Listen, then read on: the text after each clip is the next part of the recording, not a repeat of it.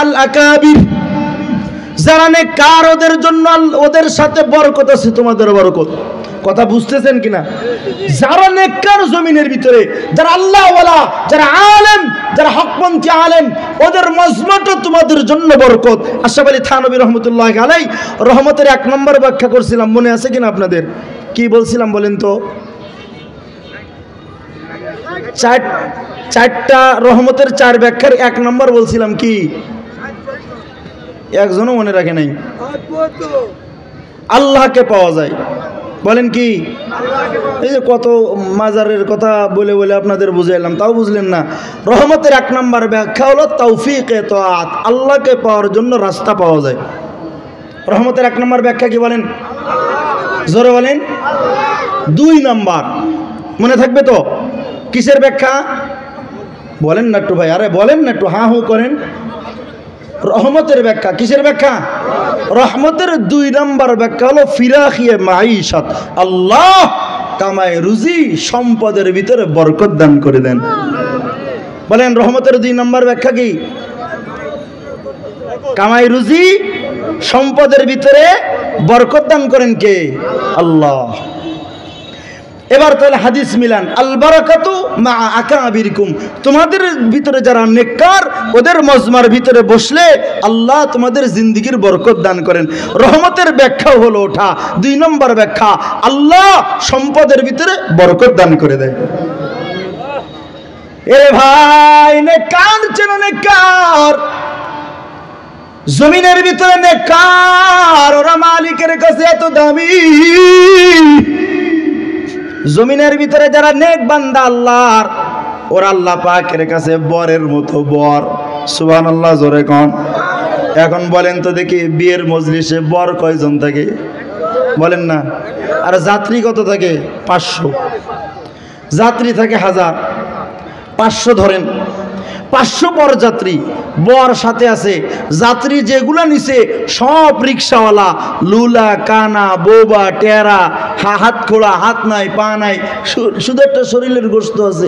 রিক্সা চালক, ফকির, মিসকিন, অসহায়, সমাজের ভিতরে সব থেকে নিম্ন শ্রেণীর যারা, ওদেরকে নিয়ে বর বিয়ে করতে গেছে, যাত্রী হিসাবে নিছে সমাজের সব থেকে নিকৃষ্ট মানুষগুলা।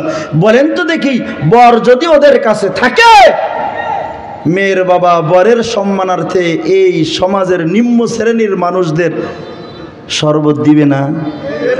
বুঝে বলছেন তো? পোলাও কুরমা দিবে না? খানা দিবে না? কেন?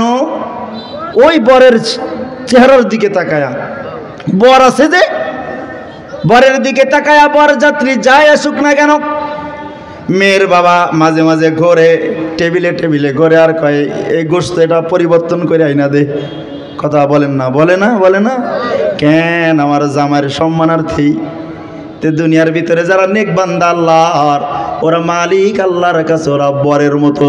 বর যতক্ষণ জমিনে থাকবে তো বরের মুখের দিকে তাকায় আল্লাহ গোটা জমিনের সব বেঈমানদেরকে খানা খাওয়াইয়া দিবি। আর মনে করেন বর যাত্রী 500 গেছে, সব ডোনাল্ড ট্রাম্পের মতো বড় বড় কাফের, আমেরিকার প্রেসিডেন্টের মতো বড় বড়, সব বড় বড় কাফের, জো বাইডেনের মতো বড় বড় ইহুদি আর খ্রিস্টান, সব বড় বড় সমাজের সম্মানিত মানুষগুলা গেছি, কিন্তু সাথে বর নাই। কে নাই? জোরে আওয়াজ দিয়ে কন, কে নাই? বর নাই, বর নাই। বর যাত্রী 500 গেছেন, সব দুনিয়ার সব থেকে ক্ষমতাওয়ালা সম্মানিত মানুষ, কিন্তু বর নাই। এই যাত্রীগুলা বর ছাড়া মেয়ের বাড়িতে গেলে মেয়ের বাবা তো সুন্দর করে শরবত, বিরিয়ানি, পোলোয়া, কুরমা এগুলা খাওয়াবে তো, নাকি জুতার বাড়ি দিবে? কেন জুতার বাড়ি দিবে? এত সম্মানিত মানুষ জুতার বাড়ি কেন? কারণ হলো এই মজলিসটা যার জন্য আয়োজন সেই অনুপস্থিত। কথা বলেন না কেন? জোরে বলেন না কেন? 7 খুনের আসামিরা বুক ফুলাইয়া ঘুরত, নায়িকা গায়িকাদের উঠাইছিল সংসদ ভবনে, আর উলামা একরামকে ঢুকাইছিল আপনাদের কাশিমপুরে। কথা হয় না কেন? আল্লাহ জমিনকে এমন ভাবে সংকীর্ণ করছে, নিজের জান বাঁচানোর সময় জমিন ব্যবহার করেও যাইতে পারে নাই, উড়াল দিয়ে দাদার কোলে বসছে। কথা বলেন না কেন? কেন? বরের ইজ্জত নাই তো, বরের সম্মান নাই তো। নেককারের কদর যদি করেন, জিন্দেগির ভিতরে ক্ষমতা বলেন, সম্পদ বলেন, সম্মান বলেন, সব কিছুর ভিতরে বরকতের ফয়সালা করেন কে? আর নেককারের যদি কদর না থাকে, আল্লাহ জমিন সংকীর্ণ বানায় দেয়। মুসা আলাইহিস সালাম নেককার, ফিরাউনের কাছে দাম নাই। আল্লাহ গোটা দুনিয়ার রাজত্বর মালিক হওয়ার পরেও দজলা নদীর ভিতরে চুবায়া চুবায়া মারছি। কথা কয় না কেন? খলিলুল্লাহ ইব্রাহিম আলাইহিস সালাম নেককার, কিন্তু নমরুদের কাছে ওই নেককারের সম্মান না থাকার কারণে জুতার বাড়ি দিয়ে চেয়ারে বসায়া বসায়া জুতার বাড়ি দিয়ে নামাইছি। কথা বলেন না কেন? এ ভাই, কোরআন আর হাদিস তোমার আমার জন্য বড় আজীব নিয়ামত। এই কোরআন আর হাদিসের ধারক বাহক যারা, ওরা তোমার আমার সম্মানের জন্য বরকতের কারণ, তোমার আমার ইজ্জতের জন্য বরকতের কারণ, ওরা তোমার আমার রিজিকের জন্য বরকতের কারণ। একটা ছোট্ট উদাহরণ দিতে হলে বুঝবেন, আপনার সন্তান যদি একজন আলেম হয়, নেককার আলেম, আলিমুন তাকিউন, নেক আলেম হয়েছে, মুত্তাকি আলেম, ওই সন্তান যখন আপনার সামনে দাঁড়ায় যাবে, বুঝতেছেন আপনার আমার কথা? দুই হাত উঁচা করেন, এটা একটা সূক্ষ্ম কথা, সূক্ষ্ম কথা বুঝবেন না, মনোযোগ দিতে হবে। আছেন তো আমার সাথে? আপনার সন্তান একজন নেককার আলেম হয়েছে। কি আলেম বলেন না একটু, সবাই বলেন কথা। কি আলেম? নেককার আলেম। ওই নেককার আলেম সন্তান যখন আপনার সামনে দাঁড়ায় যাবে, কোথায়? আপনারা আমি হাত উঁচা করাইলাম কি জন্য? আমার দিকে তাকান, আমার দিকে তাকায় বোঝেন কথা। আপনার সন্তান একজন নেককার আলেম হইছে, ওই সন্তান যদি আপনার সামনে দাঁড়ায়া যায়, ওই সন্তানের দিকে আল্লাহর মহব্বত নিয়ে তাকাইবেন। আবু হুরায়রা রাদিয়াল্লাহু আনহু বলেন, মান নাযারা ইলা ওয়াজহি আলিমিন তাকিয়িন ফাকান্নামা নাযারা ইলা ওয়াজহি রাসূলিল্লাহি সাল্লাল্লাহু আলাইহি ওয়াসাল্লাম। যদিও সন্তান আপনার টাকা সম্পদ দিয়ে সন্তান মানুষ হয়েছে, কিন্তু নেককার আলেম হয়ে আপনার সামনে দাঁড়ায়া যাবে, ওই সন্তানের চেহারার দিকে তাকাইলে আবু হুরায়রা রাদিয়াল্লাহু আনহু বলেন, ওই সন্তানের চেহারা দেখা না কেমন যেন তুমি নবী মুহাম্মদুর রাসূলুল্লাহর চেহারা দেখছো। নবী দেখার সওয়াব আল্লাহ তোমার আমলনামায় দান করে দিবেন। এই হলো নেককার সন্তানের, নেককারের ফায়দা হলো এটা, সন্তানকে বানাইছে নেক। তো নেক সন্তানের দিকে তাকাইলে, আলেম নেককার সন্তানের দিকে তাকাইলে নবী দেখার সওয়াব, যদিও বাবা যদিও মা, কিন্তু নবী দেখার সওয়াব আল্লাহ আমলনামায় দান করে দেয়। সুবহানাল্লাহ, জোরে কোন। আর যদি উকিল বানান, ব্যারিস্টার বানান, যে 360 জন পালাইছে, এইগুলার যদি একটা মোটামুটি লালন পালন করে বানান, তো সামনে তাকাইবেন তো চোর দেখবেন, চোর। কথা কয় না কেন? ঠিক কিনা বলো না? এ ভাই, নেককার আলেম সমাজের জন্য নিয়ামত। নেককার একজন বান্দা, সে তার সন্তানের জন্য নিয়ামত। নেককার একটা স্বামী তার বিবির জন্য নিয়ামত। নেককার একটা সন্তান বাবা মার জন্য নিয়ামত।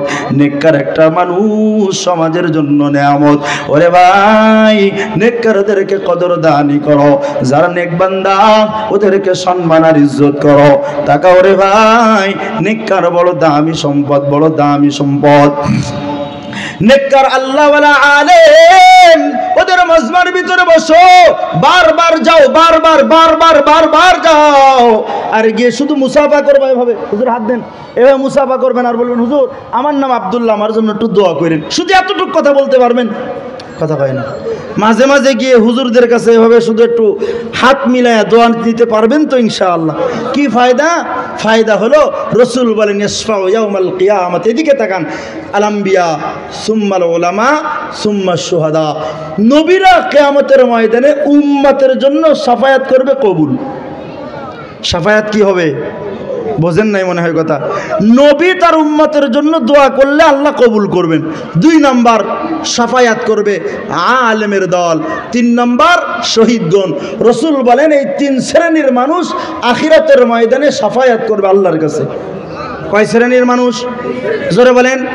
এদিকে আমার দিকে তাকান। 1 নাম্বার নবী, 2 নাম্বার আলেম, 3 নাম্বার শহীদ। এবার এদিকে শোনেন, নবী আর পাইবেন তো? মুহাম্মদ সাল্লাল্লাহু আলাইহি সাল্লাম আবার আসবে দুনিয়ায়? একজন আসবে, হযরত ঈসা আলাইহিস সালাম, এই নবীর শরীয়ত প্রসার করার জন্য আসবে। সে যদি পেয়ে যান ঈসা আলাইহিস সালামের সঙ্গ, আলহামদুলিল্লাহ তার সাথী হয়ে যাবেন। রাজি আছেন না ইনশাআল্লাহ? আরে ভাই মন মানসিকতা আছে না? যদি ঈসা আলাইহিস সালাম আসে, ঈসা আলাইহিস সালামের বংশধর, ঈসা আলাইহিস সালামের দলভুক্ত হব। কারা কারা রাজি আছেন? দুই হাত উঁচা করেন। রাজি আছেন তো ইনশাআল্লাহ? ইমাম মাহদি হযরত ঈসা আলাইহিস সালাম আবার জমিনে আসবেন। যদি বেঁচে থাকি, আল্লাহ যদি হায়াত দেয়, ইনশাআল্লাহ ওনাদের দলভুক্ত হব ইনশাআল্লাহ। আচ্ছা, তাহলে এখন বলেন, নবী সুপারিশ করবে, মুহাম্মদ সাল্লাল্লাহু আলাইহি সাল্লামকে আর পাবেন দুনিয়ায়? এদিকে সুপারিশ করবে কয় শ্রেণীর মানুষ? 3 শ্রেণীর। একজন হলো নবী, 2 নম্বর আলেম, 3 নম্বর শহীদ। শহীদ কাকে বলা হয়? যে আল্লাহর রাস্তায় জীবন দিয়ে শহীদ হয়ে মারা যায়। নাকি শহীদরা হেঁটে বেড়ায়? কথা বলেন না। শহীদরা কি হাঁটে? বাজারে থাকে, রাস্তায় থাকে, দোকানে থাকে, মাঠে থাকে, ঘাটে থাকে, সংসদে থাকে না, মসজিদে থাকে। তো শহীদরা দাঁড়ায়া কথা হয় না। শহীদরা মসজিদে ইমামতি করে, মুয়াজ্জিনি করে, খাদেম হয় না। নবীও পাবেন না, শহীদও পাবেন না। শহীদ হলো ওই ব্যক্তি যে আল্লাহর রাস্তায় জিহাদ করে জানটা দিয়া কবরে চলে গেছেন। আর নবী মুহাম্মদ সাল্লাল্লাহু আলাইহি ওয়াসাল্লাম জমিনে আর আসবে না। তাহলে 3 শ্রেণীর মানুষ সাফায়াত করবে কিয়ামতের ময়দানে। নবীও নাই, শহীদও নাই, মাঝখানে আছেন কি? এই কথাটা জোরে করে কোন, কারা আছেন? এক হাত উঁচু করে কোন তো, কারা আছেন বলেন? হ্যাঁ, আল্লাহ বুঝেই কয় না। এত অমনোযোগী হয়ে ওয়াজ শুনলে হবে? সুপারিশ করবে কিয়ামতে। রাসূল বলছেন ইয়াশফাউ ইয়াউমাল কিয়ামা, কিয়ামতে আল্লাহর কাছে সুপারিশ করবে 3 ব্যক্তি। 1 নম্বর আল আম্বিয়া, নবীগণ। 2 নম্বর সুম্মাল উলামা, আলেমগণ। 3 নম্বর সুম্মা শুহাদা, শহীদগণ। নবীও পাওয়া যাবে না, শহীদও পাওয়া যাবে না, মাঝখানে আছে কে? এবার জোরে কন, আরো জোরে। আলেম কি করবে? জোরে কন। এই আলেম আপনাদের বাজারে আছে তো? নাই? কি কয়? আলেম বাজারে নাই, মসজিদে নাই, মাঠে নাই, ঘাটে নাই, রাস্তায় দেখা হয় না। এদের সঙ্গ, এদের সহচর্য অর্জন করো, এদের সঙ্গী হও, এদের সান্নিধ্যে দাও, এদের সংস্পর্শে দাও। আল্লাহ পাক বলেন ইয়া আইয়ুহাল্লাযীনা আমানুত্তাকুল্লাহ, ও ঈমানওয়ালা আমি আল্লাহকে ভয় করো। ওয়া কুনু মা'আস সাদিকিন, তোমাদের ভিতরে নেককার আলেম দেখে দেখে তাদের সঙ্গী হয়ে যাও। নেককার আলেম দেখে কি হও? আরে আপা কও না, কি হও? ওয়া কুনু মা'আস সাদিকিন। সূরা তাওবার 119 নম্বর আয়াত আল্লাহ কয় ইয়া আইয়ুহাল্লাযীনা আমানু, ও ঈমানওয়ালা ইত্তাকুল্লাহ, আমি আল্লাহরে ভয় করো। ওয়া কুনু মা'আস সাদিকিন। সমাজের ভিতরে যারা নেককার আল্লাহওয়ালা আলেম আছে, নেককার আল্লাহওয়ালা আলেমের সঙ্গী হয়ে যাও। শুধু সঙ্গী হলেই হবে না। সূরা তুরের 21 নম্বর আয়াতের ভিতর আল্লাহ কয় ওয়াল্লাযীনা আমানু, যারা ঈমান আনলো, ওয়াত্তাবাতুহুম যুররিয়াতুহুম বিঈমান, আর বড়দের পূর্বে যারা চলে গেছে ওদেরকে অনুকরণ করে চলল। অর্থাৎ আকাবিরে আসলাফ উলামায়ে কেরাম যারা আগে চলে গেছেন, ওদের দেখানো রাস্তায় তোমরা চলো। নবী চলে গেছেন, সাহাবায়ে কেরাম চলে গেছেন, সাহাবায়ে কেরামের পরে তাবিঈনরা চলে গেছেন, তারপরে আইম্মায়ে মুজতাহিদিনরা চলে গেছেন, 4 মাযহাবের 4 ইমাম সহ এমন মুজতাহিদ আলেম গুণ আগে চলে গেছে। রাসূল বলেন মা আনা আলাইহি ওয়া আসহাবি, 73 দলের ভিতরে 72 দল আল্লাহর জাহান্নামে যাবে, একটা দল আল্লাহর জান্নাতে যাবে। সাহাবায়ে কেরাম বলে ওমান হুম ইয়া রাসূলুল্লাহ, ও পয়গম্বর ওই দলভুক্তরা কারা? কারা ওই দল যারা 73 নম্বর জান্নাতে যাবে, ওরা কারা? নবী বলেন মা আনা আলাইহি ওয়া আসহাবি, আমি যে দলের উপরে যে মত আর আদর্শের উপরে আছি, আমার সব সাহাবা একরাম যে আদর্শের উপরে প্রতিষ্ঠিত আছি, আমার সাহাবা একরামের দেখানো রাস্তার উপরে সাহাবীদের ছাত্র তাবিঈনরা আছি, তাবিঈনদের রাস্তা দেখানোর উপরে তাবিঈনরা আছি, তাবিঈনদের রাস্তার উপরে আইম্মায়ে মুজতাহিদিন আছি, উলামায়ে মুতাকদ্দিমিন আছে, উলামায়ে মুতাআখিরিন আছে। এই আলেমের দল, একটা দল থাকবে কিয়ামত পর্যন্ত আমি নবীর রাস্তার উপরে অটল অবিচল, একটা দল থাকবে কিয়ামত পর্যন্ত আমার সাহাবাদের মত আর আদর্শের উপরে অটল অবিচল। যে ব্যক্তি তোমরা এই ওয়াল্লাযীনা আমানু ওয়াত্তাবাতুহুম যুররিয়াতুহুম বিঈমান, এই তাদের দেখানো রাস্তার উপরে যারা জীবনকে পরিচালনা করবা, আলেমদের কথাই নিজের জীবন চালাইবা, হকপন্থী উলামা ইকরামের কথাই জীবন চালাইবা। এখন একজন শোনেন, হুজুর আপনি বলে যান হাত এখানে বাঁধেন, আর একজন বলে এখানে বাঁধেন, আর একজন বলেন তারাবি 8 রাকাত, আর একজন বলে 20 রাকাত, আর একজন বলে আমিন আস্তে কও, আর একজন বলে জোরে কও, আর একজন বলে ইমামের পিছনে সূরা পড়ো, আর একজন পরে ইমামের পিছনে সূরা পড়লে নামাজ হবে না। আমি তো দ্বীনের কিছুই জানি না, আমি যাবো করি, আমি খরচে যাবো কই, আমি এটা প্রশ্ন হয় না, কথা কয় না। হুজুর আপনি বললেন হকপন্থী আলেমদের অনুসরণ করতে, তো দেখতে তো সবাইরে নেককার বোঝা যায়, দেওয়ানবাগিরে দেখলে তো আব্দুল কাদের জিলানি মনে হইতো, কথা কয় না। দেখি ইয়া তো সুন্দর চেহারা, হুজুর বুঝবো কে রসুলের পথের উপরে আছে, কে সাহাবীদের পথের উপরে আছে, বুঝবো কেমনে? একটা প্রশ্ন হয় কিনা আপনাদের? আমার কথা বুঝে বলতেছেন তো? নেককারদের সোহবাতে থাকতে নির্দেশ করেছেন কে? নেককারদের কথায় জীবন চালাইতে বলছেন কে? দুইটা দলিল দিয়েছি, একটা সূরা তওবার 119 নম্বর আয়াত, 2 নম্বর সূরা তুরের 21 নম্বর আয়াত। আল্লাহ বলে তোমরা নেককারদের অনুসরণ করো। হুজুর কার অনুসরণ করব? যার কাছে যায় এক এক রকম পায়। আপনি এসে বলেন আর এক রকম, আর একজন একটু পরে এসে বলবে আর এক রকম। আমি খলে যাও কই আমি এখন? আরে ভাই জবাবটা চান কারা কারা? 2 হাত উঁচা করেন তো। আমার মুখের জবাব না হাদিস দিয়ে শুনবেন। ও ভাই কথা শুনতেছেন? একটু নাড়াচাড়া দেন। ওই যে এখন হাত উঁচা করে না, অনেকে অমনোযোগী হয়ে আছেন। আলেমদের কথা শুনবেন। কোন আলেম? এখন রসুল বলেন লা তাজতামিউ উম্মতি আলা দালালা, আমার উম্মতের মাঝে একদল আলেম থাকবে আমার পথের অনুসারী, আমার সাহাবীদের পথের অনুসারী। বুঝতেছেন এই কথাটা? বুঝছেন আপনারা? আমার দিকে তাকান। আমি যে দলের উপরে আছি, আমার সাহাবীদের যে দল, ওই দলটাই জান্নাতে যাবে। ওই দলটা কোথায় যাবে বলেন না? কোথায়? আরে ভাই কোন না, কোথায় যাবে? জান্নাতে যাবে। এখন ওই দল কারা? রসুল বলেন লা তাজতামি উম্মতি আলা দালালা, আমার উম্মতের মাঝে একদল বহু সংখ্যক আলেম থাকবে।